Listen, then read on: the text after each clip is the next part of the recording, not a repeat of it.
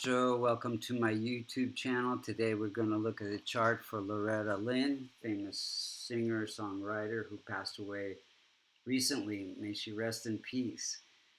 And using the sidereal zodiac, if you look to the eastern horizon when she was born, you would see the constellation associated with Leo rising at 24 degrees.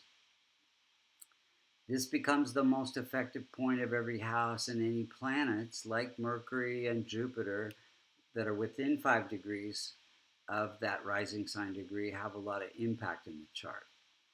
So first we're going to look and see what the karmas are for Loretta Lynn by focusing on which houses contain multicona signs. So multicona sign means many planets rule two signs, but only one of those signs is the multicona sign, which is the one that's most intimately connected with the significations of the planet. So, for example, Venus rules Taurus and Libra. Venus is all about relationships, and Libra is all about relationships, and Taurus not so much. So, Libra becomes the multicona sign for Venus. So, the multicona signs, whatever houses they fall in, are the things that this person came here, Loretta Lynn, to work on in this lifetime. So we see the first sign of Aries ruled by Mars in the 9th house. So she is learning about having a strong belief system to get her through all the challenges of life. Then we have the 4th sign of Cancer ruled by Moon in the 12th house. So she's learning about spiritual growth through letting go of attachments.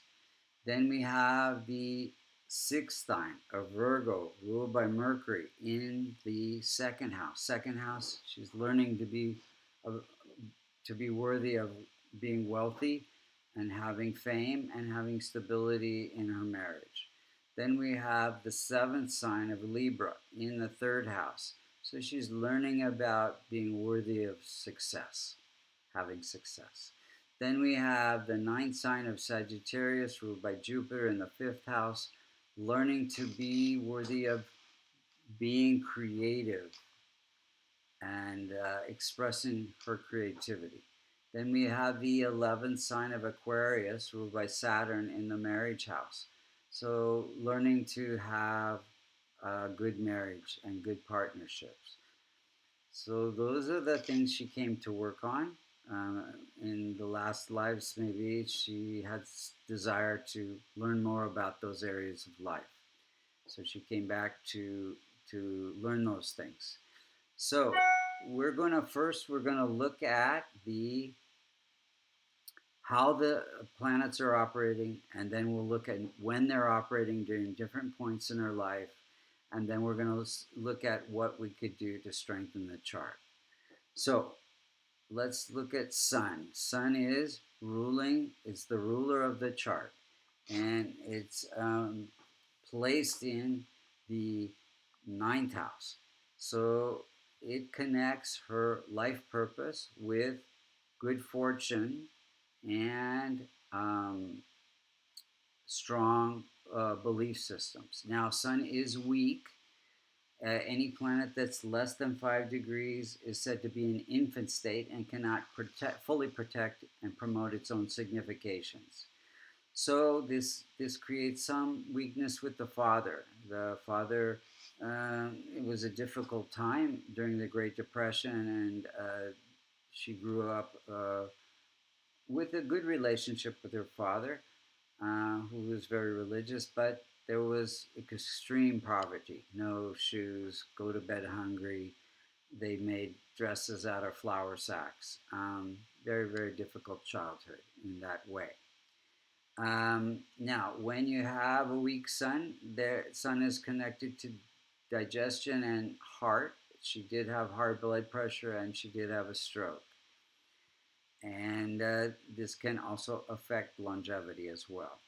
Then Moon is any multicona sign in the 6th, 8th, or 12th. The ruler of that sign becomes functional malefic. So in this case, Moon can cause some challenges through conjunction or aspect in the birth or the transit chart. And in this particular case, Moon is afflicting seventh aspect is Saturn, and it's within 1 degree. So quite a lot of impact there. So Moon is ruling this house of spiritual growth through letting go of attachment. And Moon itself is signifying public and intuition. So this gives her the ability to separate from herself and take on different roles to entertain the public. And because it's function malefic, there can be some stress to the mind, the emotions, as well as the heart. Moon also represents heart. And there can be hospitalization.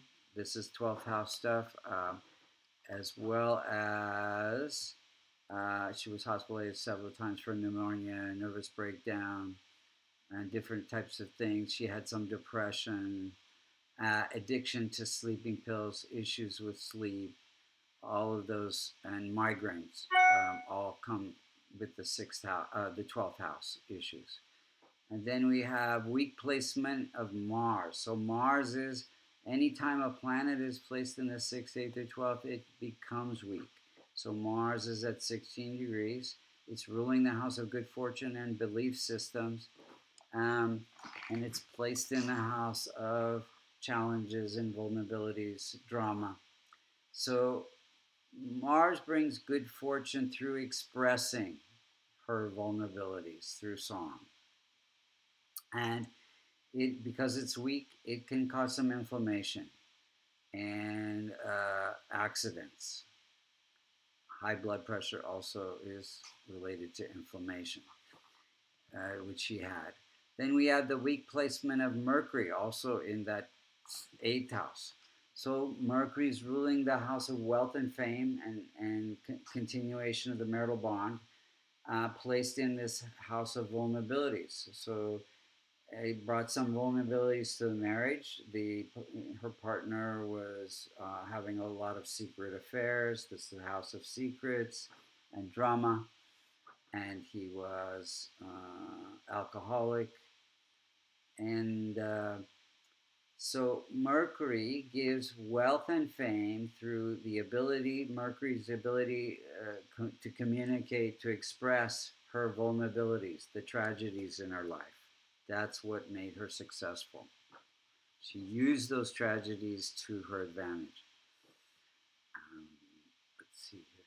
Then we have Jupiter. Jupiter is also weak because it's placed in the 12th house, a challenging house, and it is ruling the 5th house of entertainment. So it gives entertainment and creativity through, again, this ability to separate from who you are and take on these different roles of a singer, songwriter, no matter what she was going through. She was able to teach, Jupiter's the guru, the teacher, about how to overcome tragedies through her strong faith, Christian faith. Then we have Venus. Venus is ruling the house of success through fine arts, performing arts, and healing arts, sitting in the house of career. So her career, Venus is also beauty. Through her beauty and her ability to perform, she became very successful.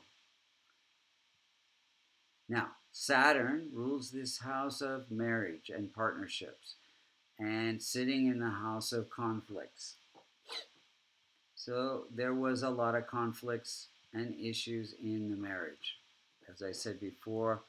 And Jupiter sitting in the 12th house. Jupiter represents husband too.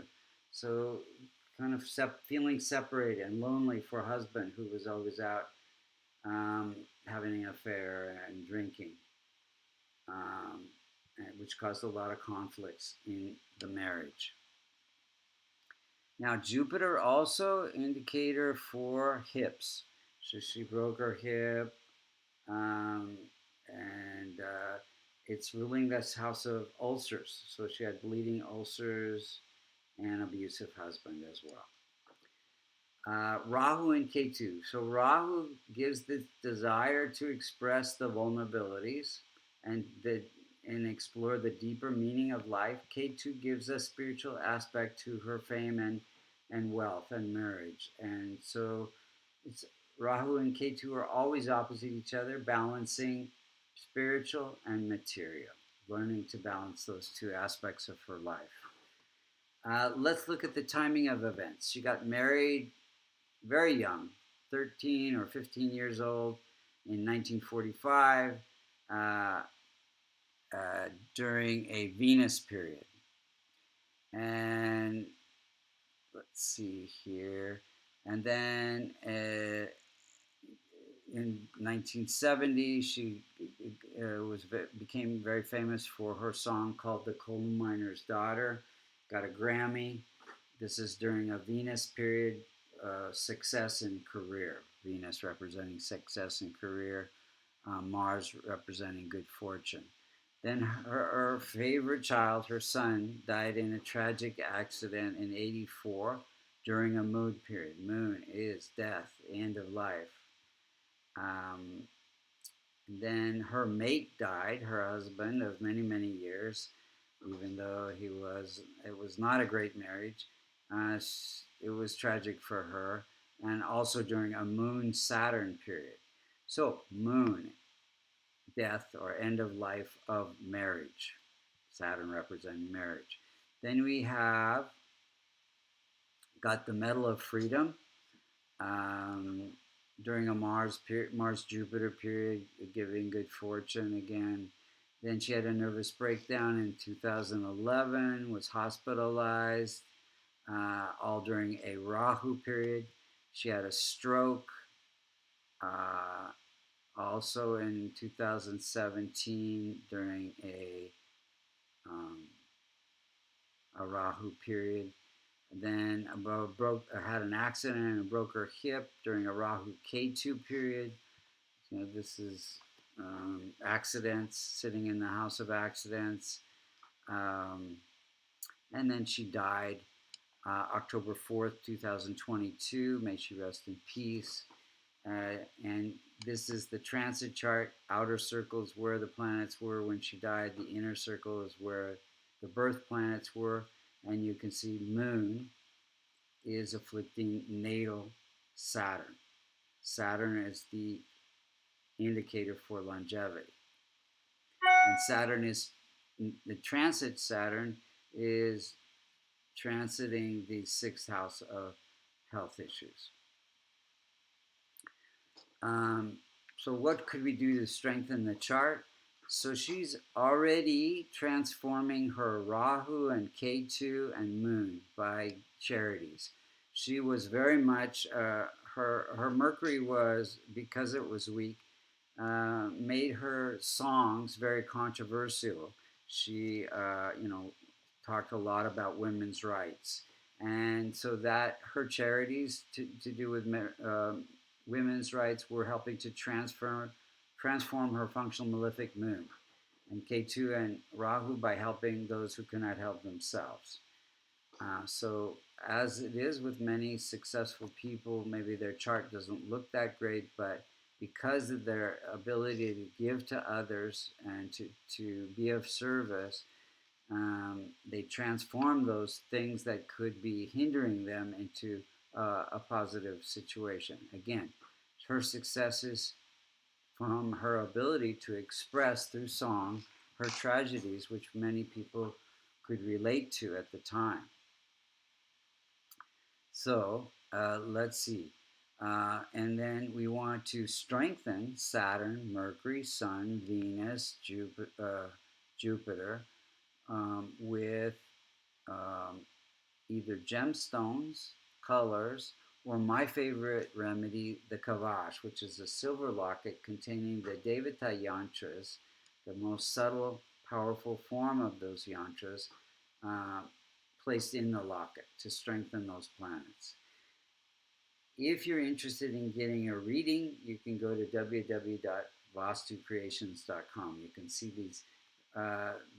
this astrology is very accurate, very, very predictive, and very easy to learn. And you can also get certified because we have courses, not only readings, but courses at www.vastucreations.com. And you can see the kavashas there as well.